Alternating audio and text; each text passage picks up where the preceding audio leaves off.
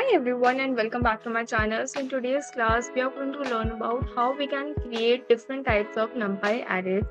अभी तक हमने arrays के बारे में डिस्कशन कर रखा है, हमने numpy के बारे में डिस्कशन करा है कि numpy क्या होती है, हमको numpy क्यों यूज करनी चाहिए and why it is faster. So आज की क्लास में हम ये सीखने वाले हैं कि numpy को यूज कर कर किस तरीके से हम डिफरेंट टाइप्स के यहाँ पर arrays को क्रिएट कर सकते हैं using certain functions. So coming on to our very first function is np.array.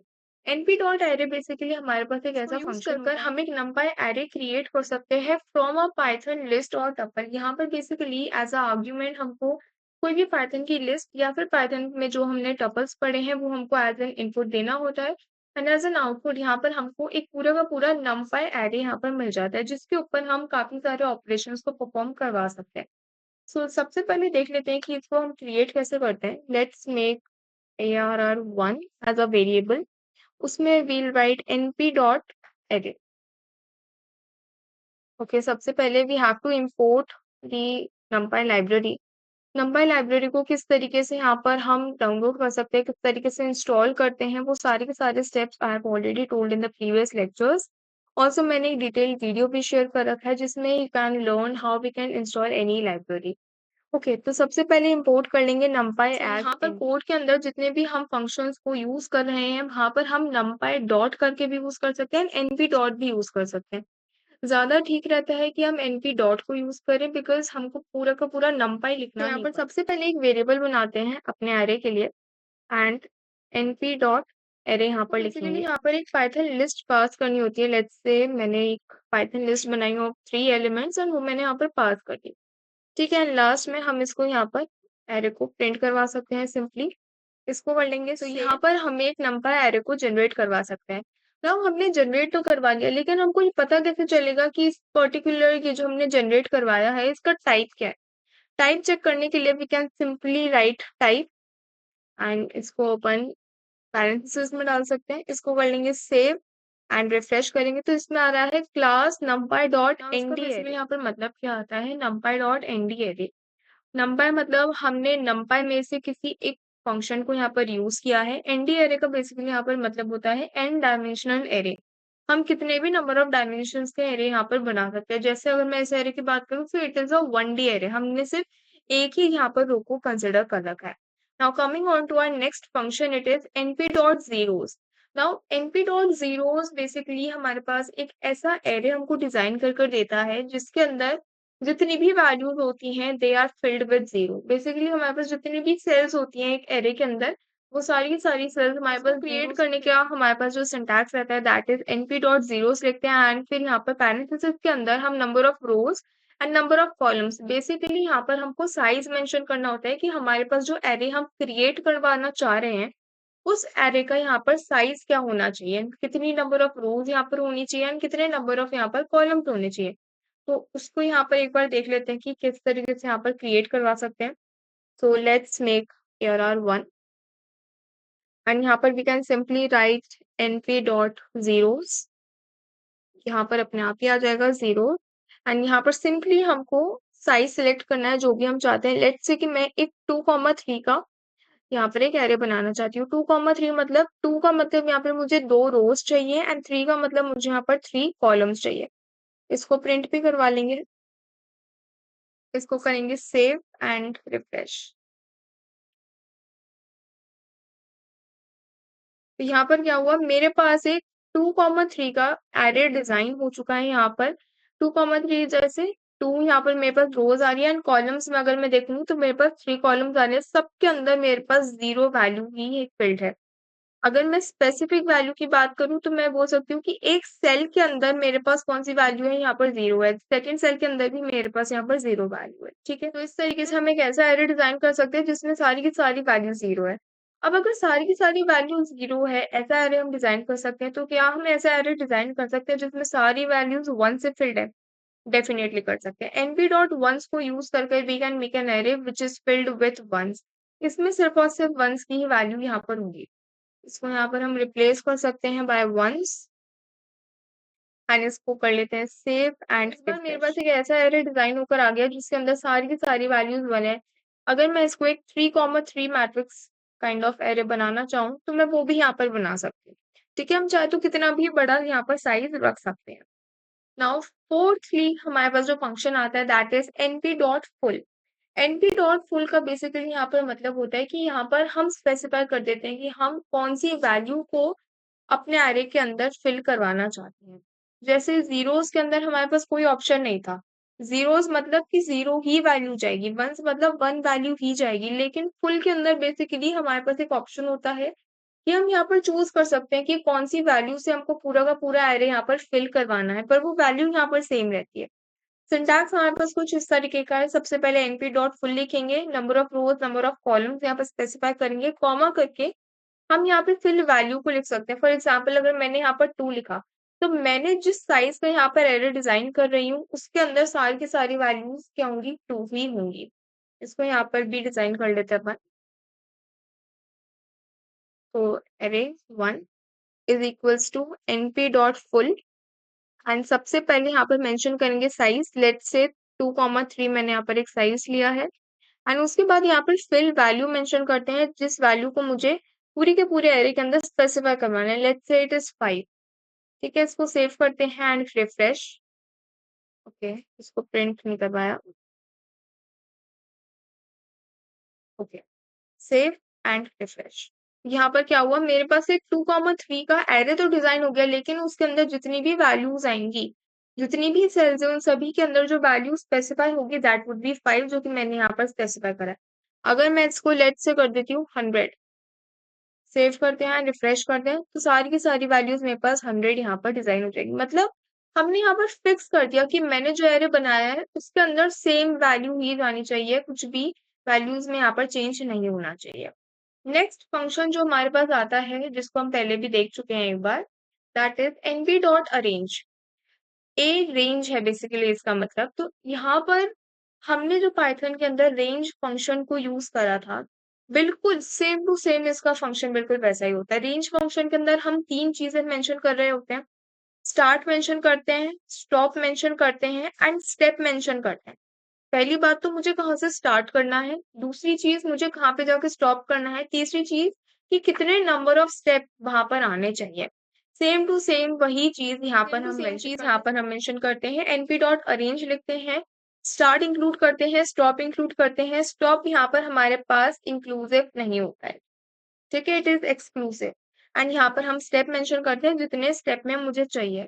जैसे मुझे एक एरे बनाना है which is of even numbers. अब इवन नंबर्स का यहाँ पर मैनुअली भी एरे यहाँ पर डिजाइन हो सकता है, लेकिन हम क्या करेंगे, अपने फंक्शन को यूज करेंगे। ARR1 बनाएंगे, यहाँ पर लिखेंगे np डॉट रेंज एंड सबसे पहले यहाँ पर मेंशन करेंगे अपने स्टेप्स, स्टार्ट आई मीन। तो सबसे पहले लिखते हैं लेट्स से 0। 0 से मुझे जाना है लेट्स से 10 तक विद अ स्टेप ऑफ 2। ठीक है, तो यहाँ पर अगर मैं चाहूंगी that would B 0 2 4 6 8 like that. Okay, print करवा लेंगे, सेव करते हैं एंड रिफ्रेश। यहाँ पर 0 2 4 6 8 यहाँ पर मेरे पास एक एरे डिजाइन हो चुका है of 5 element which is starting from 0। 10 हमारे पास यहाँ पर इंक्लूड नहीं होता है, इसलिए हमने यहाँ पर भी वो प्रिंट नहीं हुआ है। ठीक है, नेक्स्ट हमारे पास जो फंक्शन आता है that is NP dot line space. Line space का बेसिकली यहाँ पर ये मतलब होता है लीनियरली स्पेस्ड वैल्यूज। अगर हम इसके सिंटैक्स को देखेंगे that is NP dot line space को यूज करते हैं, सबसे पहला जो यहाँ पर आर्ग्यूमेंट आता है दैट इज स्टार्ट। मुझे कहाँ से स्टार्ट करना है, let's say I want to start from 0। Stop कहाँ करना है, लेट्स से मुझे 1 पे स्टॉप करना है। Now number of values to be generated. Arange में हम बताते हैं कि मुझे कितने नंबर ऑफ स्टेप्स यहाँ पर चाहिए, लेकिन लाइन स्पेस में हम बताते हैं कि मुझे अपने एरे के अंदर कितने नंबर ऑफ वैल्यूज को जनरेट करवाना है। Let's say I want to generate 5 values. ठीक है, अब अगर यहाँ पर मुझे 5 वैल्यूज को जनरेट करवाना है, यहाँ पर हमारे पास जो स्टॉप होता है दैट इज इंक्लूसिव। ये हमारे पास इंक्लूसिव होता है। अगर मुझे यहाँ पर 5 वैल्यूज को जनरेट कराना है विच रेंजेस फ्रॉम 0 टू यहाँ पर हमको जो वैल्यूज जनरेट होंगी फ्रॉम 0 टू 1 वो यहाँ पर इक्वली स्पेस्ड वैल्यूज होंगी। ऐसा नहीं होगा कि फर्स्ट वैल्यू मेरे पास 0.1 जनरेट हो गई, देन नेक्स्ट वैल्यू 0.3 हो गई, देन नेक्स्ट वैल्यू 0.4 हो गई। नहीं, यहाँ पर अगर हम स्पेस को मेंटेन कर रहे हैं तो वो स्पेस इवन होना चाहिए। जैसे हमने यहाँ पर 5 वैल्यूज को जनरेट करवाना है। अगर मैं 0 से स्टार्ट कर रही हूँ, 0 से मैं जा रही हूँ 0.25 तक, तो यहाँ पर मेरे पास 0.25 का डिफरेंस आ रहा है, ठीक है। 0.25 से मैं जा रही हूँ 0.5 तक, यहाँ पर अगेन मेरे पास 0.25 का डिफरेंस आ रहा है। 0.5 से मैं जा रही हूँ 0.75 तक, अगेन 0.25 का डिफरेंस है। 0.75 से अगर मैं 1 पे जा रही हूँ तो मेरे पास अगेन 0.25 का यहाँ पर डिफरेंस आता है। तो मैं क्या बोल सकती हूँ कि मैंने 5 वैल्यूज जनरेट तो करवा ली, 0, 0.25, 0.5, 0.75 एंड 1। 5 वैल्यूज मेरे पास जनरेट, जो बीच का स्पेस है वो भी यहाँ पर सेम है। अगर स्टार्टिंग में 0.5 है तो लास्ट तक सेम वैल्यू ही यहाँ पर आ रही है, ठीक है। तो मैंने यहाँ पर 4 स्पेसेस दे दिए, 5 वैल्यूज यहाँ पर जनरेट हो चुकी है। अगर लेट्स से कि हमारी वैल्यू यहाँ पर होती कि नहीं, मुझे तो वही 4 जनरेट करवाना है, तो हमारे पास डिफरेंट तरीका यहाँ पर पूरा होता। बट वहां पर भी हमको एक चीज ध्यान में रखनी है कि जो स्पेस है वो यहाँ पर हर एक वैल्यू में इवनली डिस्ट्रीब्यूटेड होना चाहिए। इसको एक बार यहाँ पर भी कर देख लेते हैं। इसको कर लेते हैं कॉमेंट आउट एंड अरे np डॉट, ठीक है। नाउ इसके अंदर हम पास करेंगे अपना स्टार्ट। लेट्स से मैं 0 से स्टार्ट कर रही हूँ, 1 पे स्टॉप कर रही हूँ with space off, with I want to generate 5 numbers, ठीक है। इसको कर लेते हैं अपन print, okay, save and refresh. तो यहाँ पर सबसे पहले 0 जनरेट हुआ, देन 0.25, 0.5, 0.75 एंड लास्ट में 1 जनरेट हुआ। लेट्स से कि मुझे यहाँ पर फोर नंबर्स को यहाँ पर जनरेट करवाना है। सेव करते हैं रिफ्रेश। तो यहाँ पर क्या हुआ, 0 जनरेट हुआ, 0.33 जनरेट हुआ, 0.66 एंड यहाँ पर लास्ट में मेरे पास 1 जनरेट हुआ। लेकिन सभी वैल्यूज के बीच का जो स्पेस है वो हमेशा यहाँ पर इवन ही रहेगा। लेट्स से कि मैंने यहाँ पर लिखा 6, सेव एंड रिफ्रेश। तो यहाँ पर 0, 0.2, 0.4 इस तरीके से मेरे पास वैल्यूज यहाँ पर जनरेट होगी। लेकिन हमेशा ध्यान रखना कि जितनी भी वैल्यूज यहाँ पर जनरेट होगी that would be equal to the number of values we have put here. Now next function हमारे पास आता है np.i। np.i बेसिकली क्या करता है, it creates an identity matrix. अब ये आइडेंटिटी मैट्रिक्स क्या होती है वो मैं आपको एक बार बता देती हूँ। आइडेंटिटी मैट्रिक्स बेसिकली एक ऐसी मैट्रिक्स होती है जिसके अंदर हमारे पास जो नंबर ऑफ रोज होती है एंड जो नंबर ऑफ कॉलम्स होते हैं उनका साइज सेम होता है। अगर मैंने नंबर ऑफ रोज 3 बनाई है तो 3 ही यहाँ पर कॉलम्स बनेंगे। ऐसा नहीं होगा कि नंबर ऑफ रोज तो यहाँ पर 3 है लेकिन नंबर ऑफ कॉलम्स यहाँ पर 2 है। दोनों का ही यहाँ पर सेम नंबर रहता है। ऑल्सो जो हमारे पास मेन डायगोनल होता है, हमारी जो आइडेंटिटी मैट्रिक्स है वो कुछ इस तरीके की यहाँ पर दिखती है।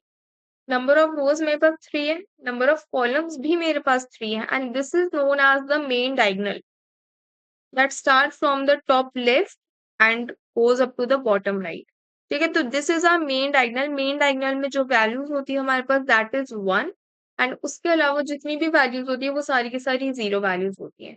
तो np.i बेसिकली क्या करता है, ये एक आइडेंटिटी मैट्रिक्स को यहाँ पर हमको क्रिएट कर देता है। हमको इसको कुछ भी नहीं देना होता, बस हमको एक पैरामीटर देना होता है विच इज साइज। साइज में या तो हम 2 दे सकते हैं या फिर 3 दे सकते हैं। नाउ क्योंकि हम यहाँ पर number of rose and number of columns का सेम रहता है तो हमको सिर्फ एक ही बार स्पेसिफाई करना होता है। इसको एक बार रन करवा कर भी देख लेते हैं। ARR is equals to np.i and यहाँ पर सिर्फ एक साइज देना है। लेट्स से मैंने यहाँ पर 3 दिया है एंड प्रिंट करवा लेंगे अपने एरे। सेव कर लेते हैं एंड रिफ्रेश। तो यहाँ पर मेरे को एक आइडेंटिटी मैट्रिक्स पर दे दी जिसका साइज यहाँ पर क्या है 3 है। लेट्स से कि मैं यहाँ पर एक 2 साइज की मैट्रिक्स बनाना चाहती हूँ। Save and refresh. तो यहाँ पर ये 2 साइज की भी मुझे बनाकर यहाँ पर दे देगा, ठीक है। नाउ लास्ट फंक्शन जो हमारे पास आता है which can be an array is np.empty। np.empty basically हमको एक एम्प्टी एरे यहाँ पर बनाकर दे देता है। नाउ द क्वेश्चन कम्स कि अगर एम्प्टी एरे यहाँ पर क्रिएट हो गया तो हमको पता कैसे चलेगा कि क्रिएट हुआ भी है या फिर नहीं हुआ है, उसमें कुछ वैल्यूज तो है नहीं। तो इसीलिए पाइथन क्या करता है कि वो कुछ अपने हिसाब से आउटपुट यहाँ पर हमारे पास जो जनरेट होता है वो एक रैंडम आउटपुट हमको जनरेट करके देता है।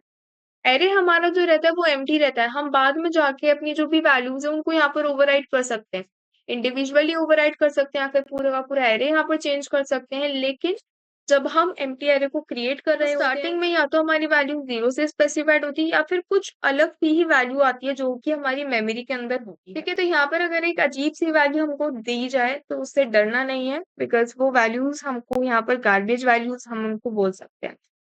यहाँ पर हम लिखेंगे एरे np.empty एंड सिंपली यहाँ पर हमको अपना साइज़ पास करना है, जो भी हमको चाहिए अपने एरे का 2, 2 लेट्स से 2, 3 ले लेते हैं, चलो। Save and refresh. तो यहाँ पर इसने मुझे एक 2, 3 का 2 रोज है मेरे पास एंड 3 यहाँ पर मेरे पास कॉलम्स आ रहे हैं। उनके अंदर मेरे पास एक गार्बेज वैल्यू यहाँ पर इसने मुझे दे दी है, जो कि अभी-अभी मेमोरी के अंदर सेव्ड है। हम आगे जाके इन वैल्यूज़ को ओवरराइट भी कर सकते हैं, ठीक है? अब हम ऐसा क्यों करते हैं? हम किसी भी एक एम्प्टी अरे को क्यों क्रिएट करते हैं? हम एम्प्टी अरे को जनरली इसलिए क्रिएट करते हैं कि हो सकता है कि मैं अभी काम कर रही हूँ एंड अभी मुझे एक अरे बनाने की ज़रूरत है। लेकिन मुझे उसके अंदर कोई भी वैल्यू स्पेसिफाई नहीं करनी, क्योंकि मुझे पता है मैं आगे जाके वैल्यूज को चेंज करने वाली हूँ, ओवरराइट करने वाली हूँ। तो उस केस के अंदर हम एक एम्प्टी अरे यहाँ पर डिजाइन कर सकते हैं। नाउ द क्वेश्चन कम्स कि हम एक जीरो भी तो डिजाइन कर सकते हैं। जीरो भी हमारे पास एज सच कोई फिक्स वैल्यू हम नहीं देते हैं वहां पर। ठीक है, तो अगर हम जीरो से डिजाइन कर रहे होते हैं तो वहां पर ओवरराइट करना थोड़ा सा डिफिकल्ट हो जाता है, लेकिन अगर हम एम्प्टी अरे को डिजाइन करते हैं so it is much easier. So yeah that's all for today. Array की क्या-क्या प्रॉपर्टीज होती हैं उनको हम नेक्स्ट लेक्चर के अंदर कवर अप करने वाले हैं। So yeah, that's all for today. Subscribe to channel if you are new to the channel and don't forget to hit the bell icon. If you are having any doubt in today's lecture or any of the previous lecture, do let me know in the comment section and I'll take up your doubt. Thank you so much.